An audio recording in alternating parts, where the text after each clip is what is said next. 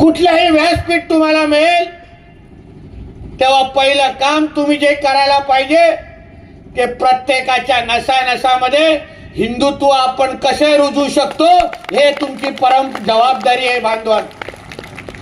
नाहीतर बघा कुठलाही मुल्ला मौलवीला तुम्ही या व्यासपीठ त्यांच्या व्यासपीठावर जरा मुद्दामून ऐका. दाढीवाले असतात, गोल टोपी घालतात आणि फक्त एकच काम करतात की असलेला हिंदू समाज त्याला कसं इस्लाम मध्ये तुम्ही ते धर्मांतर करून ते आणू शकतात. त्यांचा एक कलमी कार्यक्रम आहे, एक कलमी कार्यक्रम. म्हणून तुम्हाला जागृत तुम्ही राहायला पाहिजे.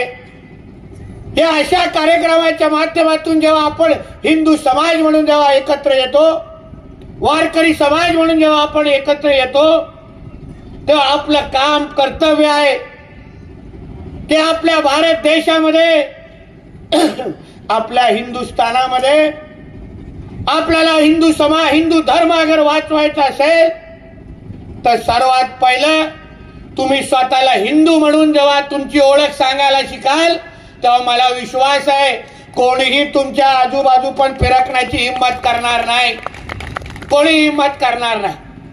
नाहीतर काय होतं, बाकी सगळे राहिले बाजूला, आपलेच हिंदू आपल्या हिंदूंचे शत्रू बनायला सुरू होतात. आपणच आपल्या विरुद्ध उभे राहतो.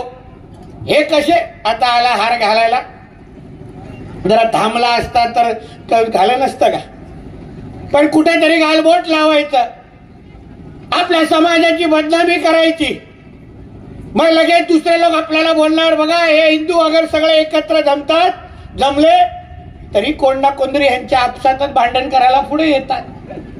कधी बघितलंय का एवढे मुसलमान अगर कुठे जमले असतील तर असे कोण हार घालायला कोण मध्ये घुसणारे कधी बघितले आहेत का? बघितले नाही घालणार.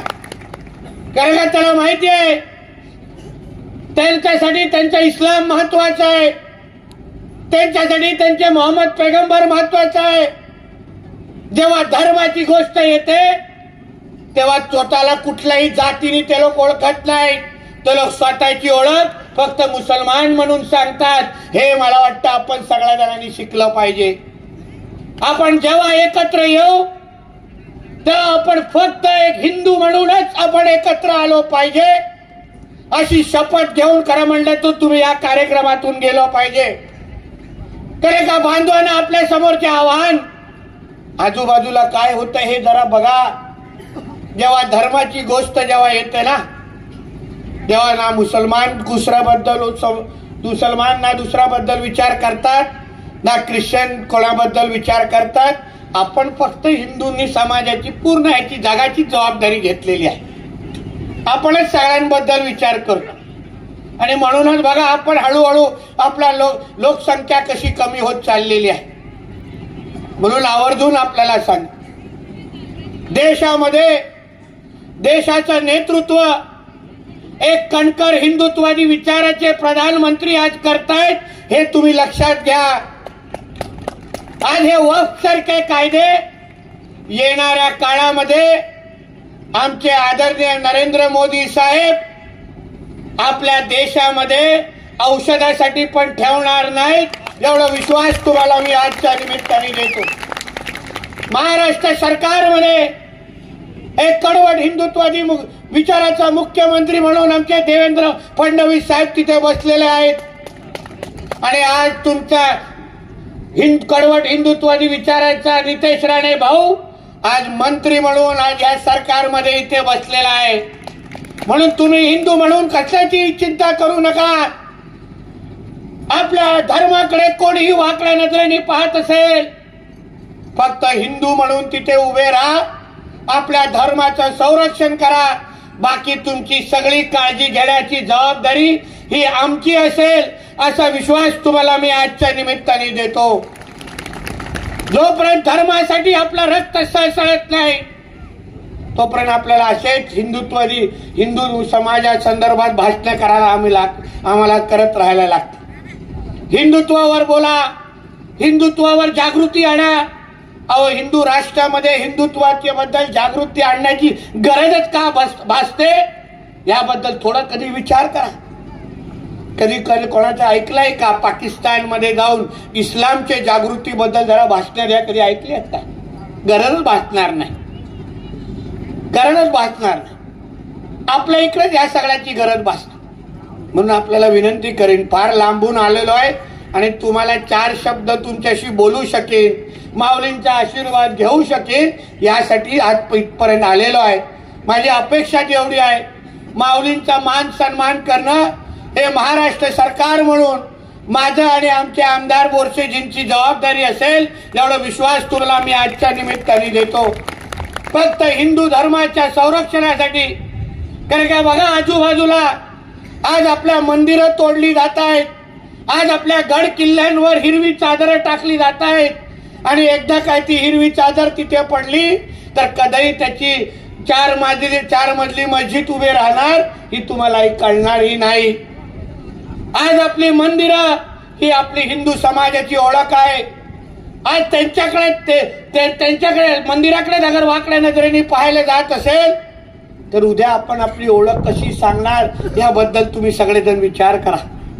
म्हणून जास्त आपली वेळ ना घेता मी हिंदुत्व या विषयावर बोलत असताना तुमच्या सगळ्यांवर फार अपेक्षा व्यक्त करून मी इथून जाणार आहे. माझी अपेक्षा एवढी आहे की आपण सगळेजण हिंदू समाज म्हणून आपल्या या महाराष्ट्रामध्ये वावरत असताना आज जसं आपण आज एकत्र आलेलो आहे, आज जसं आपण आज आपली ताकद दाखवलेली आहे, जेव्हा जेव्हा कोणीही आपल्या धर्माकडे, आपल्या मंदिराकडे, आपल्या पण जे आपल्या समोर आव्हान म्हणून उभं आहे, आज बघा हिंदूंची लोकसंख्या कमी करण्याचा फार मोठा षडयंत्र आपल्या समोर रचला जातोय. आज कानदेशीमध्ये आपली आदिशक्ती सप्तशृंगी देवीच्या वणीगडावर या वक्फच्या लोकांनी दावा ठोकलेला आहे. सांगा तुम्हाला त्यांचा काय अधिकार आहे? 56 मुस्लिम राष्ट्रामध्ये एकही राष्ट्रामध्ये वक्फ सारखा कायदा कुठेही नाही. हे वक्फ सारखे कायदे फक्त आपल्या हिंदू राष्ट्राचा असलेल्या भारतामध्येच आहे, ते लक्षात घ्या. या वक्फ बोर्डच्या, ज्याला आपण वक्फ बोर्ड हे लोक म्हणतात, ते लोक तुमच्या कधीही कुठल्याही जमिनीवर अगर तरी बोर्ड लावून अगर ते लोक गेले तर हिंदू म्हणून तुमच्याकडे कोणाकडे हा असा अधिकार दिला गेला नाही की तुम्ही तुमच्या हक्काची जमीन, आपलं हक्काचं घर ह्यांच्याकडून परत मागून घेऊ शकता.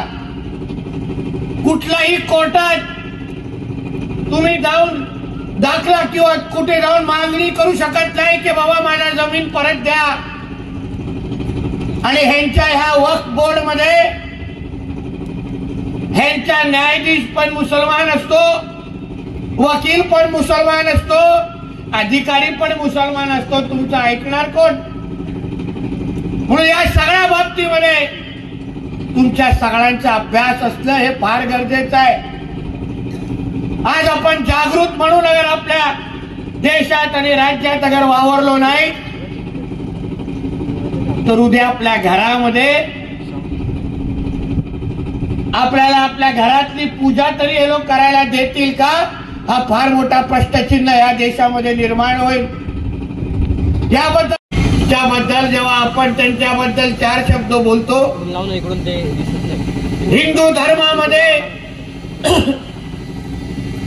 धर्मांतर कसं रोखता येईल, असंख्य मोठ्या संख्येने लोकांना परत हिंदू धर्मामध्ये आणण्याचं काम, पवित्र काम हे माऊलींनी केलं. आणि आपण आज इथे उपस्थित असताना आपण ही त्याच मार्गावर कसे जाऊ शकतो ह्याची जबाबदारी आपण प्रत्येकाने खरं म्हटलं तर स्वीकारली पाहिजे. आज आपल्या आजूबाजूला काय होतं याचं आपण बारकाईने पाहिलं पाहिजे. आज वक्फ सारखे आव्हानं आपल्या नजरेसमोर आहेत, लव जिहाद सारखे आव्हानं आपल्या समोर आहेत.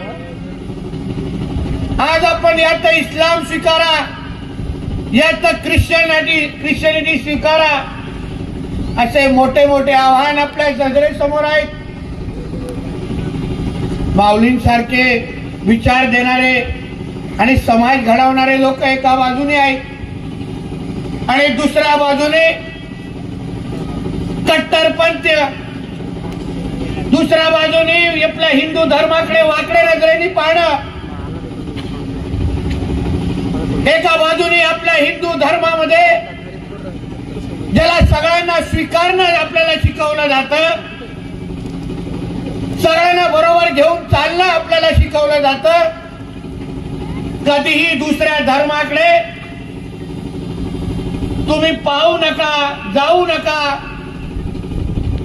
दुसऱ्या धर्माच्या लोकांना वाकड्या नजरेने पहा, असं कधीही आपल्या हिंदू धर्मामध्ये कोणालाही शिकवलं जात नाही. लोकप्रिय असे आमदार सन्मान्य बोरसेजी, सन्मान्य धनंजय आबाजी, मंचावर उपस्थित असलेले